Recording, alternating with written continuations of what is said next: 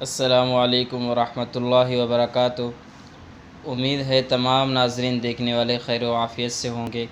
اللہ تعالیٰ دونوں جہانوں کی خوشی عطا فرمائے۔ آج کا ہمارا وظیفہ ہے توکل علی اللہ، یعنی اللہ تعالیٰ پر بھروسہ کرنا۔ وتوکل علی اللہ وکفیٰ باللہ وکیلا۔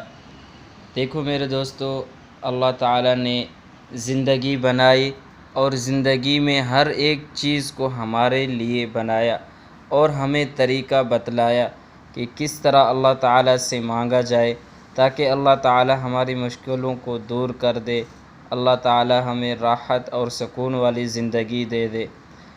اور اسی طرح مشکل سے مشکل کام ہو، پریشانی ہو، اس میں بندہ پھنسا ہوا ہو، نہ نکل رہا ہو، تو اللہ تعالیٰ نے اپنے قرآن پاک میں ایسے الفاظ سکھائے جنہیں ہم پڑھ کر اللہ تعالیٰ سے مدد مانگ سکتے ہیں، تو انشاءاللہ اللہ تعالیٰ ہماری مشکلات کو دور کرے گا۔